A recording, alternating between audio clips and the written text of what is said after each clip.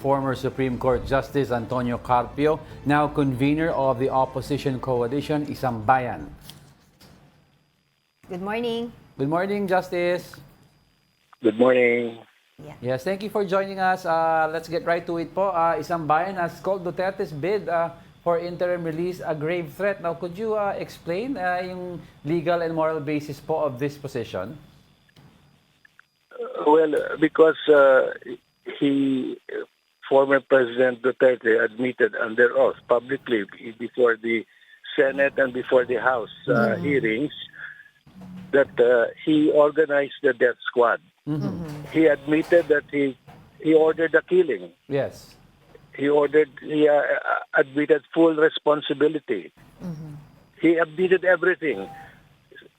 That's one. Second, he does not recognize the jurisdiction of the ICC.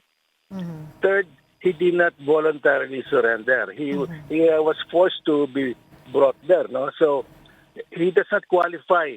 Yeah. He is a flight risk. Yung mga binigyan ng interim release, voluntarily surrendered. That's why they were not a flight risk. He is a flight risk because he refused to. He did not voluntarily surrender, and he also does not recognize the jurisdiction of the ICC.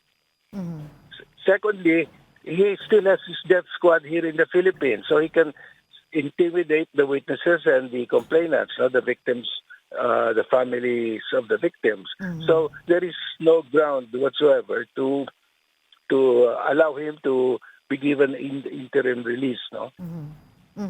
All right. Si Representative Paulo Duterte po has accused po your group, the opposition bloc, as accused of hypocrisy. And what else did he say about you guys? What is your reaction to that? And he also said you guys are aligned with certain political blocs and of people who will run in the 2028. And you're just using this to discredit them. Yeah. That's totally false. Totally false. You know why? Because we sued the House. We sued Congress. First, we were the ones who opposed the cha-cha of Speaker Romualdez. I lectured all over the country to oppose the charter change, and I even appeared at the Senate hearing of Amy Marcos. We were all against the cha-cha, and we succeeded. So we are not aligned with the Speaker Romualdez.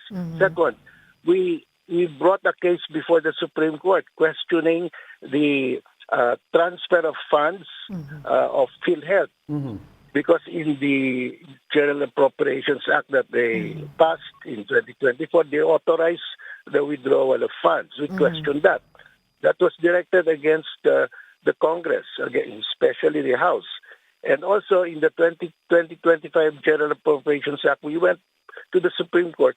We questioned the constitutionality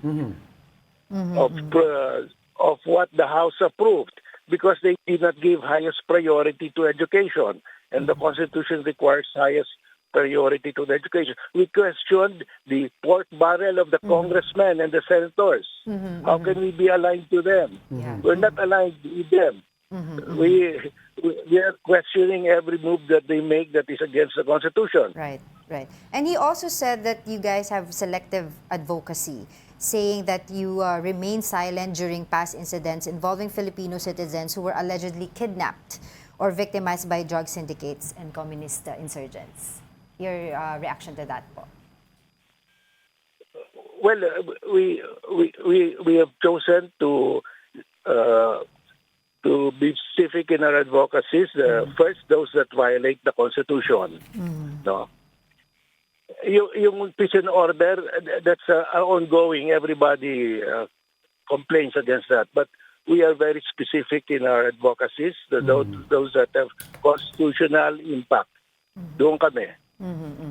Yes, Justice, ano po magiging potential diplomatic consequences that we could hold accountable sa mga states, no, that choose to host, in case po, host former President Duterte?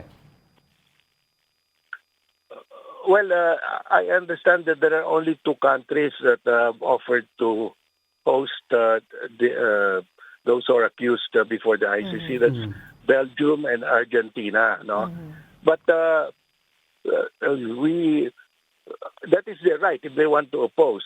But we will oppose this move before the ICC, together with the victims, together with the prosecution. Okay, Justice, no, yung request for interim release, parang na-post yung ibang reasons po ng defense team ni President Duterte. May mga nakapansin po, although we are not lawyers, but we'd like to ask, ano po yung impact nitong sinabing statement ng defense saying that he will not continue to commit crimes? Kasi bakit daw not continue? That is an implied admission of guilt. So well, that slip of the tongue. That's an implied admission that will be taken against them. So, but do you think, since siguro maalam naman siguro yung defense team, may meron silang tactic, that's why they chose to use this route? Well, they have no more choice because their motion that the ICC has no jurisdiction has been denied already. So, ano na ito? This is their fallback na lang ito. And I don't think it will be granted, and it should not be granted because he's a flight risk. In the first place, he's a flight risk because he did not voluntarily surrender. Right. Pinilit siya. So, and he has friends who have planes. He can always go out of Belgium, no? And isa pa po sa sinasabi nila, one of their reasons po para po sa interim release ay that for the former president is already old, weak, and no longer a political threat. So how do you respond to this po? So he is still a threat because first of all, nanalo pa nga siya, tumakbo siya. Second, andyan pa yung death squad niya. The death squad. At saka remember, when he was president, he even threatened the ICC investigators. If they come to the Philippines, they would be harmed. Talagang, he's really a threat.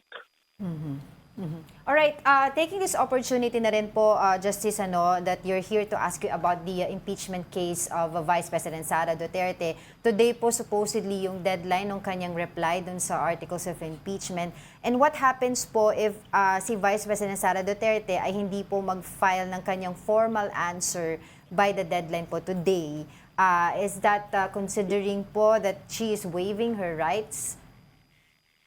Well, yes, she's waiving her right to file the answer, that she will be declared in default, and the trial will proceed. It cannot stop the trial. Okay. So It will be very bad for her not to answer. Justice, sinasabi kasi ng, I think, yung spokesperson ng impeachment court that yung word daw trial does not mean the actual trial, but also the pleadings and the remanding and everything is all part of the trial daw. Therefore, dapat daw wag sabihin yung Senate ay nagkamali sa ginawa nila. Ano po ang tugon nyo dito, Justice? Well, first of all, they use the word remand erroneously because they did not remand it. Because first of all, while saying that they remanded it, they also served the summons and they required the prosecutors to file the reply. Yes. And they also asked for a certification. So technically, hindi yan remand na linipat nila yung jurisdiction nila back to the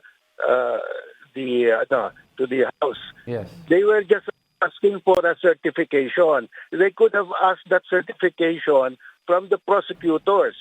At saka they should have waited for Sara, the counsel of Sara, to raise it. Dahil that's a matter of defense. Wag na kasi nag-aabogado sila para kay Sara by asking for that certification. They should have waited. Paano po yung request nila na sa 20th Congress sa lower house, mag-file muna daw ng resolution pag convene ng 20th Congress kung itutuloy pa ang impeachment? Yeah, that's a minor thing dahil pagpasok ng 20th Congress, the House will have to renew the authority of the prosecutors. Kasi bago, and that renewal is the authority to continue. So that's just a matter of course. Hindi importante yan. Kasi talagang i-renew naman talaga ng House ng 20th Congress. I-renew talaga nila dahil panibago yung delegation nila sa prosecutors eh. And also, what is your statement also dun po sa sinasabi na hindi daw po co-equal in terms of impeachment court ang ito pong sa Senate versus the House of Representatives? Well, the impeachment court is a separate body. But hindi naman nag-aaway yan eh. Because ang mali lang ng Senate, they should have asked the prosecutors to submit that certification out of respect that is a co-equal branch of the Senate. Pero that's just a minor defect. It will not make it unconstitutional. Nagkamali lang sila sa protocol nila. But the House can just ignore that. Alright. On that note, maraming salamat po sa inyong oras. One Sambayan Convener Antonio Carpio will be keeping in touch po regarding this matter. Maraming salamat po.